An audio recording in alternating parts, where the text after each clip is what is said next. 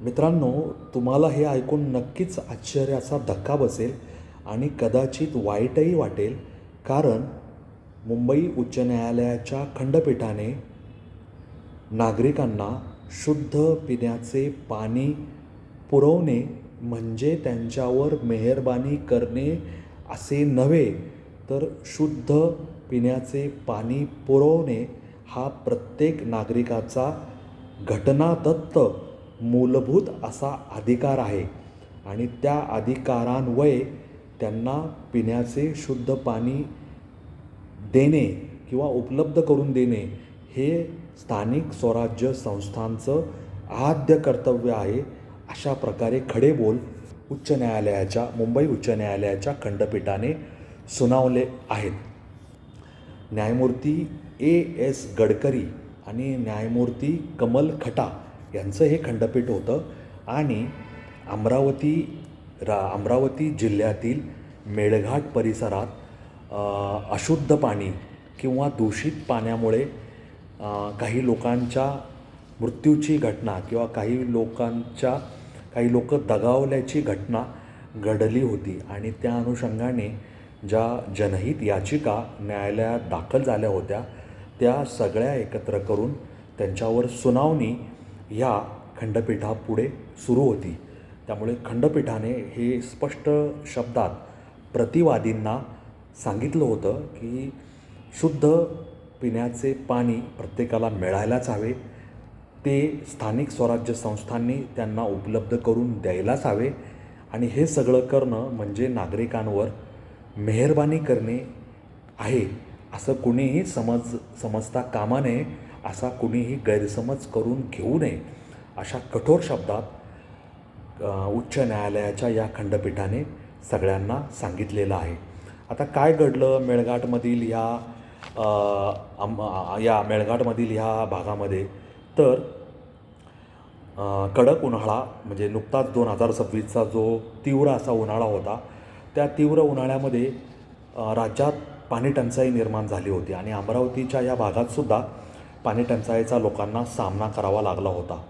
पाणी टंचाईमुळे किंवा पिण्याच्या पाण्याच्या कमतरतेमुळे लोकांचे हाल होत होते आणि दूषित पाणी पिल्यामुळे 13 लोकांचा मृत्यू ओढवला होता. आणि ही अत्यंत दुर्दैवी बाब आहे की 2026 या प्रगत कालखंडामध्ये आपली लोक तहानेने मरण पावत नाही आहेत, भुकेमुळे मरण पावत नाही आहेत, त्यांना खाण्यासाठी पुरेसं अन्न उपलब्ध आहे, त्यांना पिण्यासाठी पाणी उपलब्ध आहे, परंतु ते पाणी जर दूषित असेल तर निष्पाप नागरिकांचा मृत्यू ओढवतो. शहरांमध्ये, निमशहरांमध्ये, खेड्यांमध्ये आता 20 लिटरचे जार आणि 1-1 लिटरच्या पॅक बंद पाण्याच्या बाटल्या उपलब्ध होतात. त्याला आपण मिनरल वॉटर म्हणतो. परंतु ग्रामीण भागातल्या लोकांनी कसं जगायचं, आदिवासी पाड्यांवरील लोकांनी कसं जगायचं, त्यांनी पाण्यासाठी कुठे जायचं, त्यांच्यापर्यंत वीज पोचली का, पिण्याचं पाणी पोचलं आहे का, शौचालय आहे का, त्यांना स्वस्त धान्य दुकानातून गहू, तांदूळ, ज्वारी, बाजरी, साखर, तेल या गोष्टी मिळत आहेत का, त्यांना रोजगाराची साधनं आहेत का, त्यांना प्रवासाची साधनं आहे का, त्यांच्यापर्यंत आरोग्य सुविधा पोचल्या आहेत का, त्यांची जी आज अवस्था आहे जगण्याची, त्या जगण्याच्या अवस्थेचा दर्जा वाढला आहे का, त्यांचं राहणीमान सुधारलं आहे का, या गोष्टींचंसुद्धा आपल्याला सन 2026मध्ये विचार करावा लागतो आणि हे अत्यंत हृदयद्रावक आणि मनाला पीडा देणारं आहे असं मला वाटतं.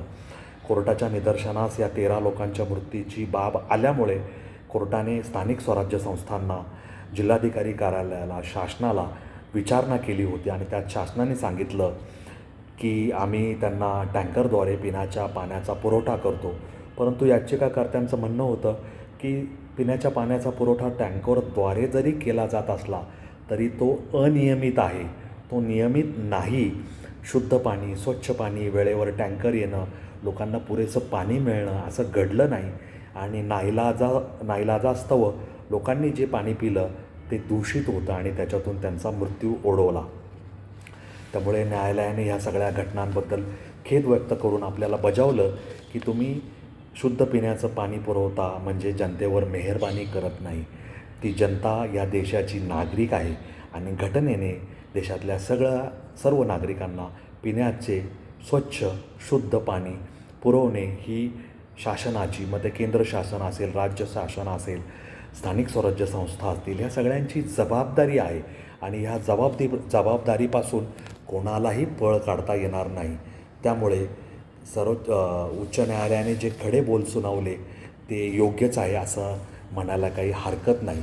पाणीपुरवठा क्षेत्रामध्ये, स्वच्छता क्षेत्रामध्ये काम करणाऱ्या सगळ्या स्थानिक स्वराज्य संस्था असतील, त्या सगळ्या स्थानिक स्वराज्य संस्था आणि त्यांच्यामार्फत काम करणाऱ्या ज्या यंत्रणा असतील, त्या सगळ्यांनी ह्या गोष्टी लक्षात ठेवायला हव्यात की आपण पाणी ही अत्यंत आवश्यक, जीवनावश्यक अशी सोय, सेवा, सुविधा आणि गोष्ट पुरवत आहोत.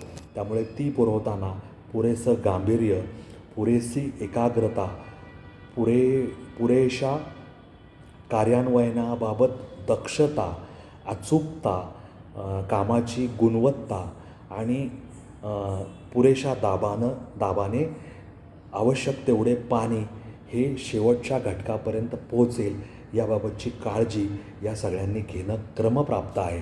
नाहीतर पाण्यासारखा पैसा पाणीपुरवठा योजनांवर खर्च करूनसुद्धा लोक पाहण्यासाठी किंवा तहानेने तडफडत असतील तर हे कल्याणकारी राज्यव्यवस्था किंवा आपण सेवक म्हणवतो स्वतःला, आपण सेवा देणारे आहोत, आपण नागरिकांचे नोकर आहोत आणि त्यामुळे आपल्याला आपल्या नोकरी आणि कर्तव्यात कसूर होणार नाही याची काळजी घ्यायला हवी. आपण जी सेवा देतो, आपण जे कर्तव्य बजावतो, आपण नोकरी करतो त्याबद्दल आपल्याला वेतन मिळतं आणि त्या वेतनाशी प्रामाणिक राहून आपल्या कामामध्ये दक्षता, तन्मयता, अचूकता आणि गांभीर्य राखून काम करून नागरिकांना शुद्ध पाण्याचा तत्परतेने वेळेवर पुरवठा होईल याकडे सगळ्या घटकांनी लक्ष पुरवायला हवं. तसं लक्ष पुरवलं गेलं असतं तर उच्च न्यायालयाच्या या खंडपीठाला सगळ्यांचे कान टोचावे लागण्याची गरज पडली नसती.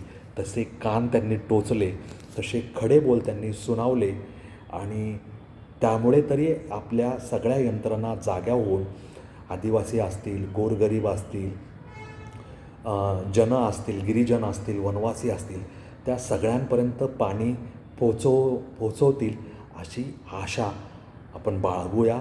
या क्षेत्रात काम करणाऱ्या सगळ्या घटकांकडून, यंत्रणांकडून पाणीपुरवठ्याचं चांगलं काम होईल अशी अपेक्षा करूया असं मला या निमित्ताने नमूद करावं असं वाटतं. तर ह्या सगळ्या घटनाक्रमाबद्दल शुद्ध पाण्याचा पुरवठा हा घटनातथ्य अधिकार आणि ते पाणी पुरवणे हे स्थानिक स्वराज्य संस्थेचं आद्य कर्तव्य याबद्दल तुम्हाला काय वाटतं मला कॉमेंट बॉक्समध्ये लिहून जरूर कळवा. माझे रील पाहत जा, ते लाईक आणि शेअर करा, मला फॉलो करायला विसरू नका. माझे व्हिडिओ पाहत जा, ते लाईक आणि शेअर करा. माझा चॅनल सबस्क्राईब करायला विसरू नका. मी अनवट वाटेवर चालणारा वाटसरू वारकरी आहे. वेगळं काय ऐकायचं असेल, समजून घ्यायचं असेल तर माझ्याशी जोडलेले राहा एवढीच माझी तुम्हाला नम्र विनंती आहे. या नोटवर मी तुम्हा सगळ्यांची रजा घेतो. धन्यवाद. जय हिंद, जय महाराष्ट्र, वंदे मातरम, जय श्रीराम, जय जगन्नाथ, जय सनातन. धन्यवाद.